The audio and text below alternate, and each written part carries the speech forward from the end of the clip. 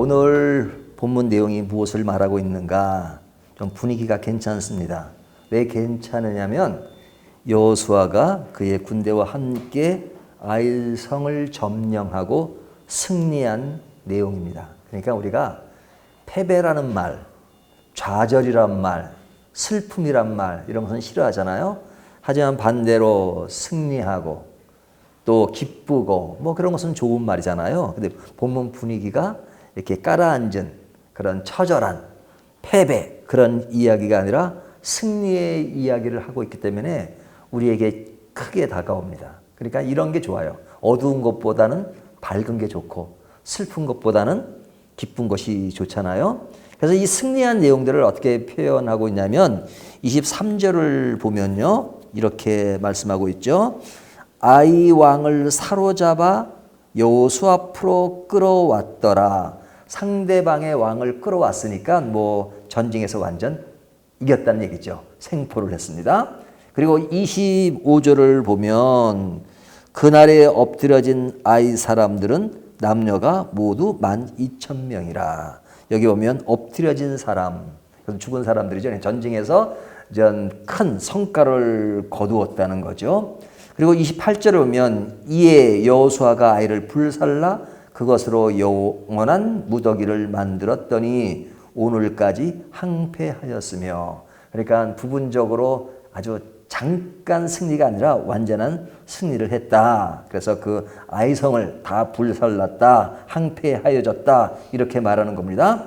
그리고 그 나라를 대표하는 왕을 어떻게 했느냐. 29절에 보면 그가 또 아이 왕을 저녁 때까지 나무에 달았다가 해질 때 명령하여 그의 시체를 나무에서 내려 그러죠. 그의 시체를 내렸다, 죽였다는 얘기죠. 그러니까 완전한 승리가 이루어졌다 하는 것을 이렇게 디테일하게 쭉 설명하고 있는 겁니다. 8장 1절부터 쭉 그렇게 설명하고 있는 거죠.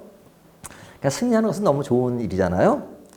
근데 이제 이 승리한 내용들이 이제 어디와 연결돼서 이야기되냐면 8장의 이야기니까 그 앞에 7장과 연계해서 이어지는 말씀이죠. 근데 7장의 내용은 뭐냐면 정반대의 내용이 나왔습니다. 7장 5절을 보게 되면요. 이렇게 말씀하고 있죠. 아이 사람이 그들을 36명쯤 쳐 죽이고 성문 앞에서부터 스발림까지 쫓아가 내려가는 비탈에서 쳤으므로 백성의 마음이 녹아 물같이 된지라 그러죠. 이게 백성의 마음이 녹아 물같이 된지라. 어떤 백성이요? 아이 백성이 아니라 이스라엘 백성들이 마음이 녹았다. 이렇게 말하는 겁니다. 그냥 7장의 이야기는 뭐냐면 지금 8장이 승리의 이야기를 하고 있다면 7장은 패배의 이야기를 한 겁니다. 그러니까 이스라엘 백성들이 가나안 땅에 들어갈 때 제일 먼저 여리고성을 점령했는데 여리고성 점령 이후에 아이성을 향했는데 그 전쟁을 되게 쉽게 본 겁니다. 아이성은 큰 성이 아니니까 여리고도 이겼는데 아이성 정도야 해서 아이성으로 들어갔는데 어떻게 됐느냐? 졌다는 얘기예요. 그러니까 여기 지금 져서 깜짝 놀란 거죠. 그래서 마음이 물같이 녹았다 그렇게 말합니다. 그러니까 지지 않을 전쟁, 당연히 이겨야 할 전쟁에서 지니까 그 모든 일을 주도하는 여호수아의 마음이 어땠느냐. 7장 6절을 보면요. 여호수아가 옷을 찢고 이스라엘 장로들과 함께 여호와의 궤 앞에서 땅에 엎드려 머리에 티끌을 뒤집어 쓰고 저물도록 있다가 7절 이르되 슬프도소이다. 그러니까 예상치 않던 일이 나쁘게 일어나니까 그 패배에 굉장히 슬퍼하는 여호수아의 모습을 그리고 있습니다.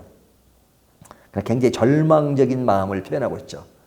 티를 뒤집어 쓰고 굉장히 절망적입니다. 그렇죠? 우리가 살다 보면 전혀 이런 일이 일어날 것이 아니라고 생각하고 그리고 이것은 당연히 승리가 보장되었다라고 생각하는데 전혀 다른 결과가 이루어지면 그때 우리는 참 마음이 그렇죠.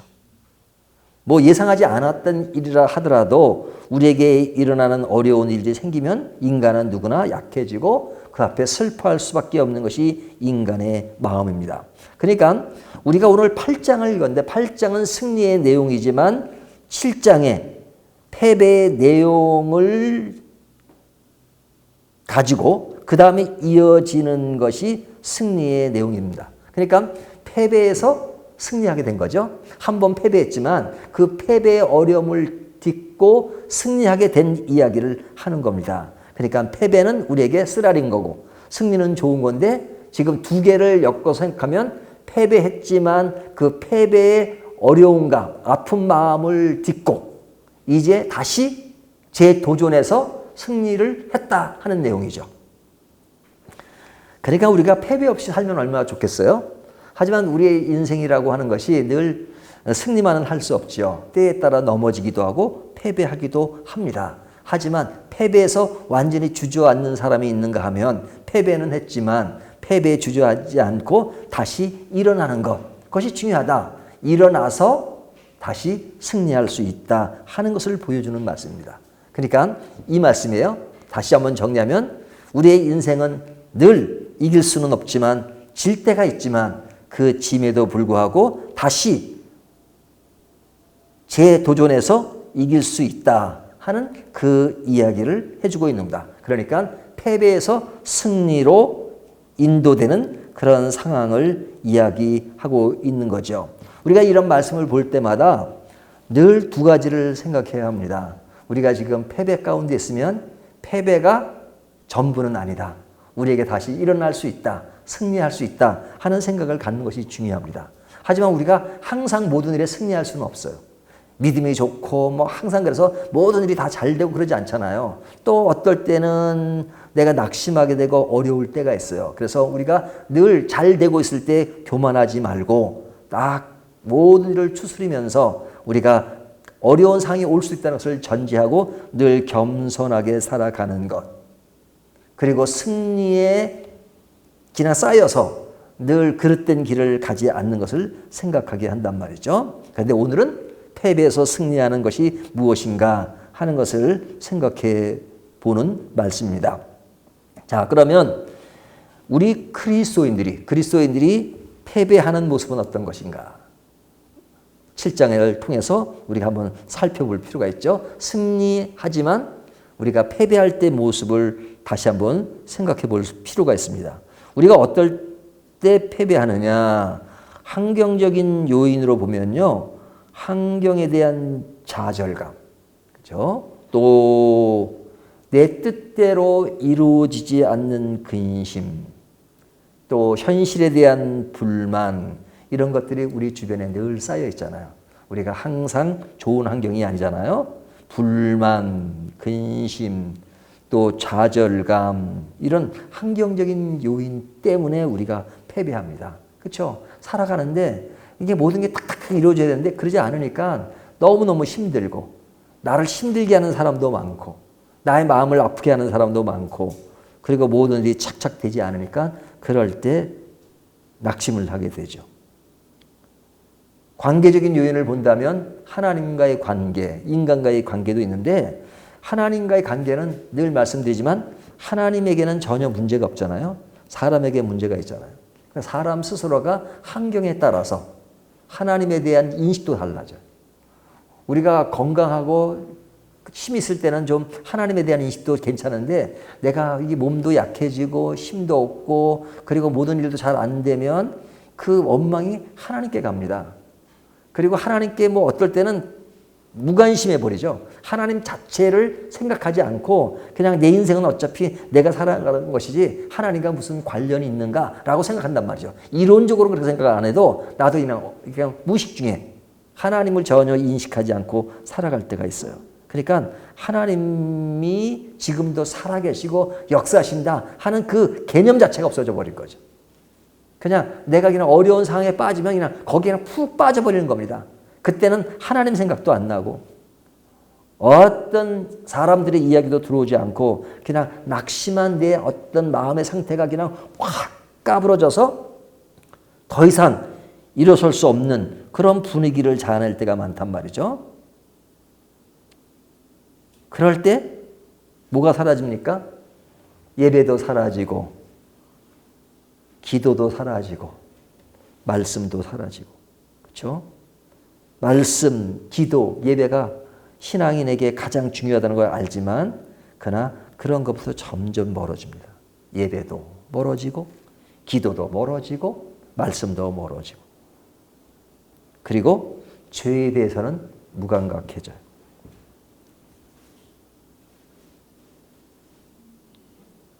그리고 모든 일들이 불만에 쌓입니다. 사람 때문에, 환경 때문에, 이런 조건 때문에 불만을 갖게 되고 그리고 자기의 욕심에 사로잡히게 되고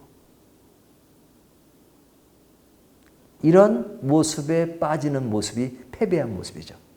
우리가 뭐 나라 간의 전쟁이 아니지만 내 인생의 패배방을 느끼는 그런 모습이 이런 모습이란 말이죠. 그러니까 이런 모습이 한 번 오고 끝나는 것이 아니라 언제 또 올지 모르니까 우리가 항상 준비를 해야 되겠죠. 이런 모습이 나에게 오면 아, 내가 지금 패배한 상태에 있구나. 하나님에 대한 인식도 약해지고 불만도 많고 그리고 깔아앉고 그러면 아, 내가 지금 패배한 상황에 놓여 있구나. 이럴 때 어떻게 되느냐? 그냥 패배한 상태로 있어야 되느냐? 아니다. 내가 일어나야지 하는 마음을 갖는 게 중요하단 말이죠. 그런 마음을 교훈하는 것이 7장과 8장에서 이어지는 말씀이란 말이죠.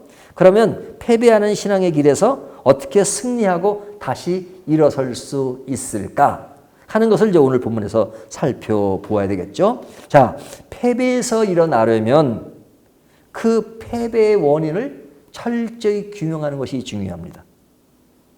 자, 여호수아가 아이성 패배를 한 이유가 뭡니까? 우리가 예전에 여호수아를 다 읽었죠. 그 앞에 보면 누구의 이야기가 나오냐면 아간의 범죄가 나옵니다. 아간의 범죄. 아간의 범죄 사건이 나오잖아요. 그러니까 아간의 범죄, 그것은 전쟁에서 얻은 그런 것들을 취하지 말라고 했는데 취한 것. 근데 이 아간의 범죄로 인해서 지금 아이성 패배가 이루어졌단 말이죠. 그러니까 원인을 찾는 것이 굉장히 중요하죠. 뿐만 아니라 여호수아는 리더자로서 여리고성 승리에 도취되어서 하나님과의 교제가 등한시했습니다. 그러니까 참 이 여호수아는요, 성경의 인물 가운데 굉장히 좋은 인물이에요. 우리가 뭐 좋은 사람, 이스라엘 사람들에게는 최고의 존재가 누구냐면 아브라함과 다윗이잖아요. 하지만 냉철하게 보면 아브라함과 다윗도 굉장히 흠이 많아요. 그 단점만 쭉 끄집어내면 상당히 많은, 그 사람들이 가끔 그런 얘기 하잖아요. 내 인생을 책으로 쓰면 몇 권의 책이 된다. 그것처럼 아브라함과 다윗의 그런 과오, 잘못된 점만 끄집어내도 진짜 한 권의 책이 될 겁니다. 그렇죠? 이게 성경에는 이렇게 딱딱 그냥 핵심만 얘기하니까 그렇지만 아브라함이 얼마나 많은 실수를 합니까? 가장 큰 실수가 뭐예요? 아내를 속인 거, 누이라고 속인 거. 팔아먹은 거잖아요. 팔아먹은 거. 있을 수 없는 얘기죠. 다윗의 그 바세바 범죄는 굉장히 큰 거죠. 그 정도로 아니라 그 바세바의 남편 우리아를 죽여요. 굉장히 큰 사건이죠. 이 사건이 현대적인 사건으로 아마 생각된다면 그거는 진짜 뭐 세상이 들썩일 일이죠. 나라에 대통령이 있는데 대통령이 어떤 여자를 취하기 위해서 그 남편을 죽였다. 그것도 군대 장관인데 지금 전쟁에서 굉장히 어려운 상황에서 공을 세우고 있는 그 남편을 죽였다라는 것이 현대적인 모습으로 뉴스에 나오고 한다 그러면 탄핵 정도가 아니라 진짜 큰일 날이죠. 큰일 날. 근데 다윗은 그 당시 몇천 년 전에 존재한 인물이고 우리가 다윗이라는 인물을 좋게 보니까 그냥 좋게 보지만 그 한 사건만 딱 끄집어내버리면 그리고 현대적 시각으로 보면 진짜 있을 수도 없는 얘기란 말이죠. 그런데 여호수아를 보면 여호수아는 그렇게 많은 흠을 잡아내기가 쉽지 않아요. 대체적으로 그의 인생의 마지막까지 그냥 아주 평범하면서도 성실한 길을 갔어요. 근데 그 길에도 그러면 흠잡을 게 많지 않지만 완전하냐? 그럼 완전하진 않죠. 그도 인간이기 때문에. 어떤 면에서 완전하지 않느냐? 여호수아의 특징은요, 항상 이런 증식을 가지고 있어요. 하나님이 명령하시면 순종하고, 순종할 때 혼자 하는 게 아니라 백성들에게 알리고, 이것이 여호수아에서 나오는 하나의 그의 삶의 스타일이라고 할까? 그 모습이에요. 항상 전쟁을 주로 했잖아요, 여호수아는. 하나님이 명령하시고, 그 명령을 듣고 순종하고, 하나님의 명령대로, 그리고 그 명령대로 백성들에게 알리고, 하나님이 이렇게 하라고 하셨다, 그러니까 우리가 승리할 수 있다, 뭐 이렇게 말하잖아요. 그러니까 이 논조가 명령, 순종, 전달, 그런 것이 여호수아의 특징인데, 이 아이성을 패배할 때 모습을 보면 그런 것들이 등한시됩니다. 왜 등한시되느냐? 그 앞에 여리고성을 이긴 것이 너무 큰 사건이었기 때문에. 그러니까 여리고성이 너무 컸고 그 성을 이기기가 쉽지 않았는데 무기 하나도 쓰지 않고 이겼고, 그리고 나서 다음 전쟁을 준비하는데 아이성이라고 하는 존재는 이건 뭐 생각하고 말 것도 없어요. 너무 초라한, 조그만한, 작은, 이거는 그냥 누워서 떡 먹기다 하는 생각 있잖아요. 그래, 이 정도까지 뭐 하나님께 기도할 필요가 있을까? 그렇죠? 우리가 어떤 살아가면서 큰 사건을 놓고는 하나님 이걸 어떻게 되나 기도하지만, 그냥 요만한 조그만한 사건을 놓고 앞에 뭐 커피 한 잔을 마시면서 그것을 가지고 그렇게 깊이 기도해야 되느냐? 그렇지 않잖아요. 뭐 이해는 적합한 예는 아닌 것 같은데, 하여튼 삶 속에서 일어나는 어떤 그런 뭐 충분히 할 수 있는 것에 대해서는 하나님께 절실하게 기도하지 않을 때가 있잖아요. 그러니까 이 아이성 패배의 사건을 보면 여호수아가 명령, 순종, 전달, 이 등식이 나타나지 않습니다. 왜 그랬을까요? 하나님을 신뢰하지 않으니까 그것보다는 아이성을 너무 쉽게 본 거죠. 이거는 하나님이 아니라 내 힘으로도 충분히 할 수 있다 생각하잖아요. 우리가 그럴 때 많잖아요. 하나님이 절실하게 필요하다라고 할 때도 있지만, 이 정도까지 뭐 하나님 이건 제 손에서 그냥 처리하겠습니다. 그러잖아요. 그래서 사람들이 그럴 때 패해요. 그러니까 우리가 패배하는 삶의 모습들을 보면서 그 원인을 점검해 보는 것이 굉장히 중요합니다. 점검을 해야 돼요. 내가 다시 이 어려움 속에서 승리하려면 패배의 원인을 다시 한번 점검해 보는 것. 무엇이 문제인가? 내가 무엇이 악화되었는가? 무엇이 빗나가 있는가? 두 번째는 패배에서 일어나려면 마음의 안정이 필요합니다. 그렇죠? 우리가 어떤 사상, 목표 이런 것도 중요하죠. 하지만 우리의 마음가짐이 굉장히 중요합니다. 그래서 오늘 8장 1절을 보면요. 8장 1절을 보면 여호와께서 여호수아에게 이르시되 두려워하지 말라, 놀라지 말라 그러죠. 두려워하지 말라, 놀라지 말라. 이게 감정적인 부분이잖아요. 사람이 한번 지고 나면 두려운 마음도 생기고, 그렇죠? 그리고 이게 뭐 그 작은 사건 하나가 평상시에는 전혀 모르고 있는데 어떨 때는 굉장히 크게 느낄 때가 있어요. 제가 예전에도 말씀드렸지만, 제가 옛날에 이렇게 차를 딱 이렇게 서 있는데 저 오토바이 한 대가 와가지고 제 정면을 박은 적이 있었어요. 그 오토바이를 탄 사람이 아주 술에 취해가지고 제 아주 정면을 박았는데 그 사람이 턱 떨어져가지고 죽어버렸어요. 그때 얼마나 놀랐는지 몰라요. 그러니까 그 사건이 한동안 제가 그냥 이게 이렇게 차를 타고 가면 저 중앙선을 넘어가지고 오토바이가 제 차로 올 것만 같은 느낌을 받아요. 한동안 받았다니까. 그렇게 쉽지 않잖아요. 근데 그 사건 이후로는 상대방이 오면 차든지 오토바이든지 저게 중앙선을 침범해서 내 차로 오지 않을까라는 두려운 마음이 생긴다니까요. 전혀 그런 마음이 생기지 않았다가 그런 마음이 생겨요.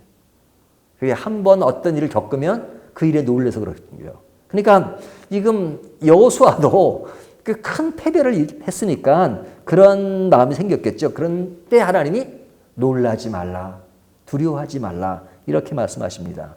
그래서 이 감성이라고 하는 것이 패배감, 분노 이런 데 쌓이면 모든 것을 이렇게 냉정하게 처리할 수 있는 힘이 약해지잖아요. 그래서 선한 일이라고 하더라도 너무 감정적이면 잘못될 가능성이 많습니다. 그래서 우리가 늘 감정을 조종하는 것이 중요해요. 감정. 심리학에서는 이게 우울증이라는 게 있잖아요. 조증이라는 게 있습니다. 이 우울증이 반대로 조증이라고 그래요. 심리학에서는 그런 얘기를 해요. 우울증 환자가 우울증에만 깊이 있는 사람들은 우울함 속에서 견뎌내지 못하지만 자살은 안 한대요. 근데 어떨 때 자살을 하느냐? 이 우울증과 조증이 이렇게 겹쳐 있을 때. 그러니까 조증은 그래도 에너지가 있는 겁니다. 그러니까 자살할 에너지가 있어야 자살도 하는 거예요. 그래 우울증 속에 있다가 그 속에 조증이 조금 했을 때 그때 자살을 한다는 거예요. 그러니까 이 인간에게 감성이라고 하는 것은 그렇게 중요합니다. 감정, 감성 이런 거. 그래서 예술인들에게는 그런 어떤 감성적인 부분 때문에 어떤 예술적인 것을 드러내긴 해요. 그래서 어떤 사람은 뭐 이런 말 하잖아요. 저 사람 인생이 뭐 약간 좀 미치지 않았어? 근데 그런 속에서도 어떤 그런 뭘 만들어내긴 해요. 문학 세계에서는 그럴 수 있지만 신앙의 세계에서는 그런 것을 요구하지 않습니다. 불완전한 감성은 치명적이다 이렇게 말씀하고 있어요. 그래서 우리가 늘 감정을 조종하는 것 마음대로 되진 않지만 그러나 이런 것들을 늘 생각하는 것이 신앙의 한 면이에요. 우리가 예수를 믿는다는 것은 그냥 예수 잘 믿습니다. 감사합니다. 항상 이런 것이 전부가 아니라 늘 감성 속에 우리를 조종하는 것이 중요합니다. 그래서 성경은 구약을 보면 역사가 있잖아요. 역사, 인생의 역사. 예? 또 예언서가 있잖아요. 역사서와 예언서 중간에 뭐가 있어요? 시가서가 있잖아요. 시가서라는 것은 다르게 말하면 우리의 인생의 감성을 드러내는 것입니다. 시편을 보면 다윗이 어떤 사상이 있지요. 하지만 사상보다는 내가 지금 당장 느끼는 인간의 감성, 감정 이런 것들을 이야기한단 말이죠. 그러니까 인간의 감성을 깊이 이해하지 못하는 사람들은요. 사람들이 겪는 것에 대해서 기계적인 정답만 주기 때문에 감성에 사로잡힌 사람들에게는 참 도움이 안 돼요. 제일 얄미운 사람이 어떤 사람이냐? 기계적인 정답만 주는 사람. 어떤 사람이 어떤 일로 겪는 그 어떤 마음의 상처, 겪는 마음의 요동, 그것은 말로 형용할 수 없는 겁니다. 누가 말로 해서 되는 게 아니에요. 근데 그건 전혀 알아주지 않고 같이 해주지 않으면서 기계적, 아유, 뭐, 그까지인 것 가지고 그래. 좀 시간이 지나면 다 해결돼. 지금 그 사람은 시간이 가면 해결되는 걸 몰라서가 아니라 지금 내 마음에 그 감정이 너무너무 힘들어서 어찌할 바를 모르는데 그렇게 말을 칙 던지면 진짜 도움이 하나도 안 되죠. 어떨 때는 그냥 반감이 생길 때가 있잖아요. 근데 하나님은 너무 크시기 때문에 인간이 겪는 일들을 하나님 입장에서 보면 그건 일입니까? 일도 아니지. 별거 아닌 거 가지고 인간이 고민하고 갈등하고 하나님 볼 때 그럴 거 아니에요. 하지만 하나님이 크시고 그런 감정에 휩싸이는 분이 아니라고 해서 인간의 감성적인 부분들을 전혀 몰라주시냐? 아닙니다. 하나님이 우리보다 더 잘 아세요. 우리의 유동하는 그 마음의 그런 것들을 아시기 때문에 여호수아에게도 놀라지 말라, 두려워하지 말라. 지금 이 문제를 풀어가는 데 있어서 그 여호수아에게 놀라지 말라, 두려워하지 말라. 그 감성을 다시 한번 점검해 주시는 거예요. 왜? 모든 문제를 풀어갈 때 논리도 필요하고 방향도 중요하지만 그러나 내 마음이 정착되지 않으면, 안정되지 않으면 그 일을 처리할 수 있는 그 다음 단계가 이루어지지 않기 때문에 하나님은 늘 우리를 부르실 때 우리에게 마음을 조정해 주세요. 그래서 선지자나 사람들에게 늘 말씀하실 때 너는 일어나 이런 말씀하잖아요. 일어나. 일어난다는 것은 감성적인 부분이에요. 먼저 마음을 정리해라 이거죠. 그래야 그 다음 일을 할 수 있지 마음이 안정되지 않고 불안하고 초조한데 무슨 일을 하겠어요. 안정되지 않으면. 안정되지 않은 마음이면 무슨 일을 해도 그것이 그르칠 확률이 많단 말이죠. 왜? 내가 모든 것을 제대로 생각할 수 있는 여유가 없기 때문에. 그래서 패배에서 일어나려면 패배의 원인을 분석하고 그리고 일단 내 마음이 안정된 것이 필요하다. 안정된 내 마음을 위해서 마음 정리하는 것이 필요합니다. 예, 그럴 때는 예? 그냥 빨리 움직여야 돼. 그것이 아니라 그럴 때 멈추는 것도 필요해요. 멈추고 음악을 듣는다든지, 예? 아니면 그냥 조용한 곳에 경치를 본다든지 이런 것도 필요해요. 하나님께서 우리에게 늘 성경 말씀만 보고 위로받게끔 하시지 않아요. 하느님이 창조하신 그 만물을 보라. 예? 어떨 때는 들에 피는 백합화를 보라. 공중에 나는 새를 보라. 공중에 나는 새, 들에 피는 백합화. 뭐가 이렇게 중요해요? 하지만 인생에 고민할 때 예수님 그렇게 말씀하시잖아요. 들에 피는 백합화를 보라. 공중에 나는 새를 보라. 예? 아브라함에게 무슨 명날 때 하늘의 별을 보라. 바다의 모래를 보라. 자연을 얘기하잖아요. 어떨 땐 동물을 얘기해요. 동물. 예? 베드로와 닭 얘기. 그렇잖아요. 하나님이 자연 속에 이루는 것을 우리가 그 눈을 가지고 보게 하시는 이유가 뭐예요? 그런 속에서 우리의 마음의 안정을 찾는 것이. 그 시편에 보면 찬양하는 것이 많잖아요. 찬양하는 것. 노래를 틀어놓고 내 마음을 안정시키는 것. 이것이 중요합니다. 세 번째는요. 패배에서 일어나려면 그릇된 고정관념에서 벗어나야 합니다. 그릇된 고정관념. 우리 신앙이들은 고정관념이 참 많아요. 신앙에는 변해야 될 것이 있고 변하지 말아야 할 것이 있습니다. 근데 하나로 딱 끝나면 안 돼요. 아유, 신앙은 변하면 안 돼. 그럼 변하면 다 잘못된 것이고.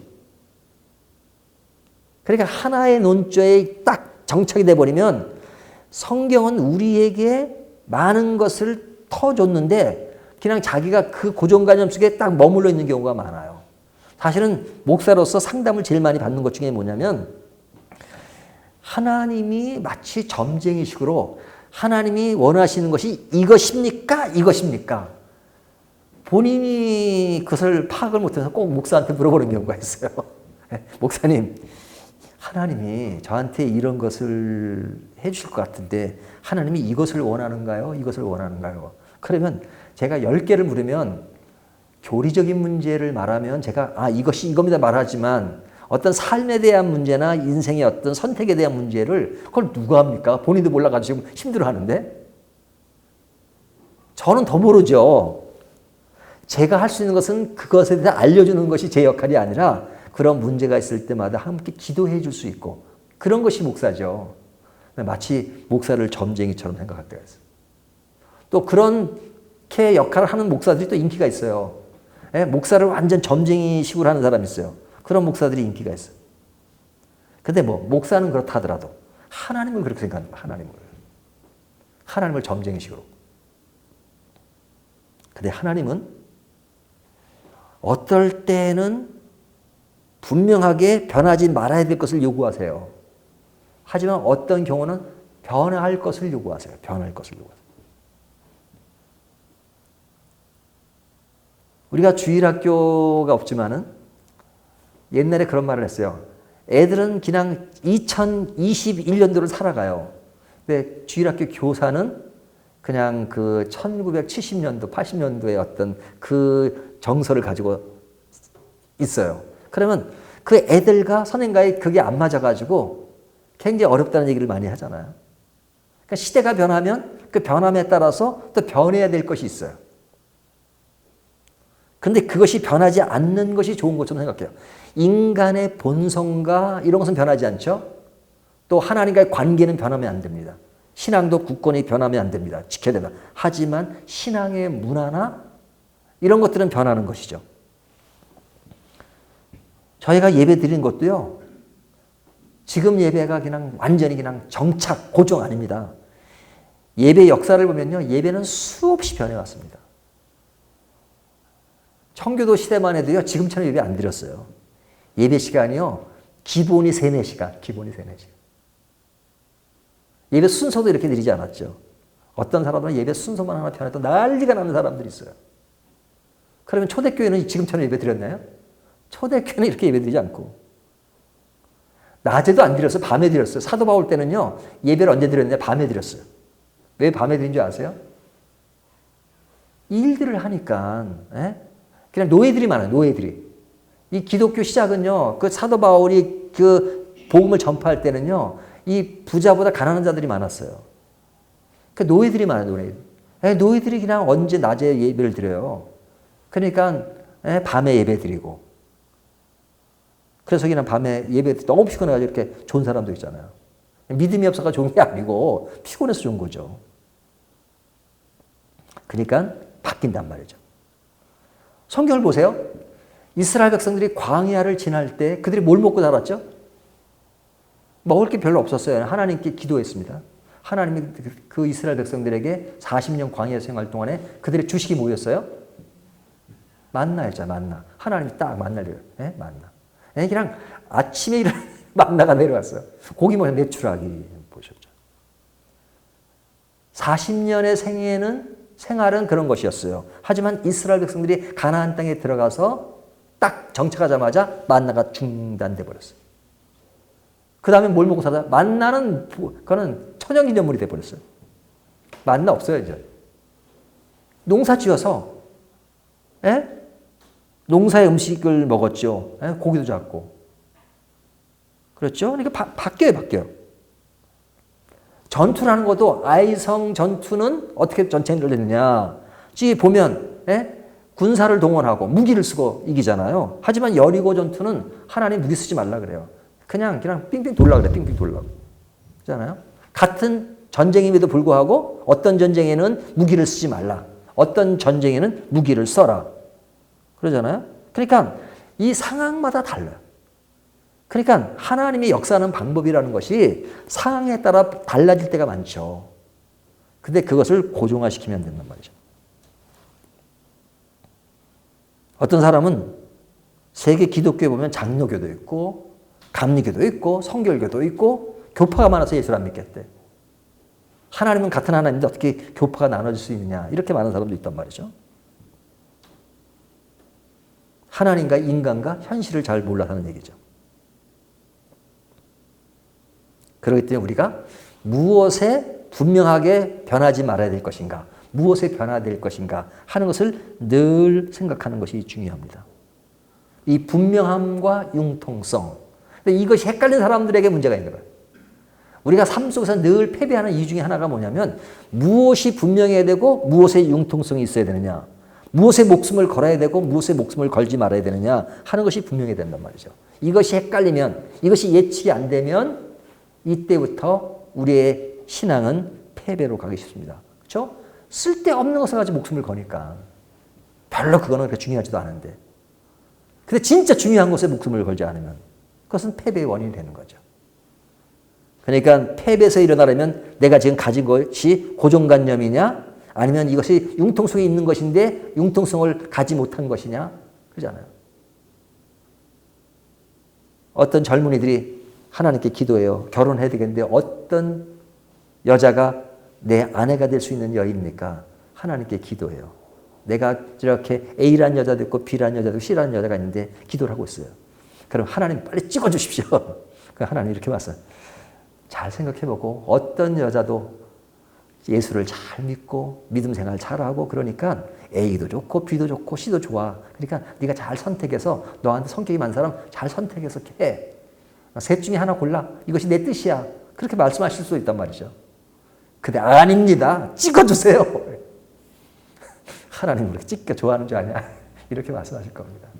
우리에게 너무나도 많은 것을 폭넓게 주신 것이 많습니다. 하나를 더 말씀드리면 우리가 패배에서 승리하려면 패배에서 일어나서 재도전을 해야 합니다. 주저앉지 말고 어떤 의지적인 것이 필요해요. 그래서 우리가 말씀 안에서 우리의 삶의 목표와 방향을 늘 다시 한번 정리하는 것이 중요하죠. 그렇죠? 마음의 펜과 마음의 노트를 가지고 다니십시오. 내가 이 면에서는 조금 실수도 하고 잘못했지만 이런 식으로 다시 일어서려면 내가 어떻게 마음 정리를 할 것인가. 삶의 목표와 방향을 다시 늘 정리할 수 있는 것. 내가 이런 것의 잘못이면 버려야 되겠구나. 그럼 버려야 되고. 이런 것은 더 준비를 해야 되겠구나. 준비를 해야 되고. 내가 영원한 것에 관심을 갖고 있는가? 넓은 시각을 가지고 있는가? 아니면 내가 좀 더 좁은 시각에 이런 문제가 발생하지 않은가? 가장 중요한 것을 내가 뭐라고 생각했는가? 기도, 말씀 이런 것을 등한시하지는 않았는가? 이런 것들을 다시 한번 생각하는 것이 늘 중요하죠. 우리의 신앙이 한순간에 팍 자라지 않습니다. 늘 이런 것들을 준비하는 것, 이것이 중요합니다. 그리고 확고한 자세를 가지고 하나님 다시 일어서겠습니다.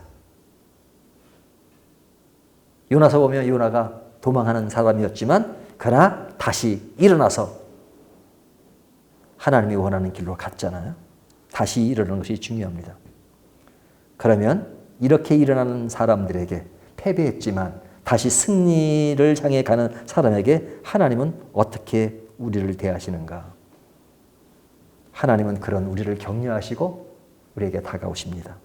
그러니까 이미 패배한 그 패배의 원인이 아간의 범죄와 여호수아의 신앙에 약간의 낙후됨 있었지만 그런 여호수아에게 하나님 이렇게 안 하시죠.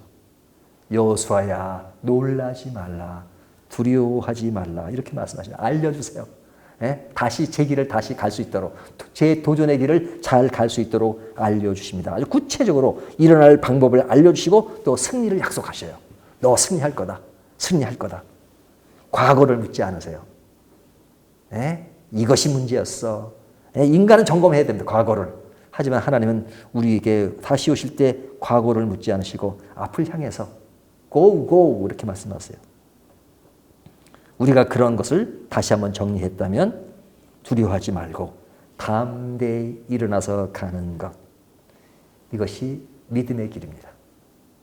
믿음의 사람은 패배가 없는 사람이 아니라 패배가 있지만 또 지금도 패배를 경험하지만 패배에서 일어날 줄 알고 재도전할 줄 알고 다시 그 자리를 찾아가는 것. 이것이 믿음의 사람들이 보여지는 삶의 모습이고 믿음의 길인 것입니다. 이 길을 함께 가는 저와 여러분이 되시기를 주님의 이름으로 축원합니다.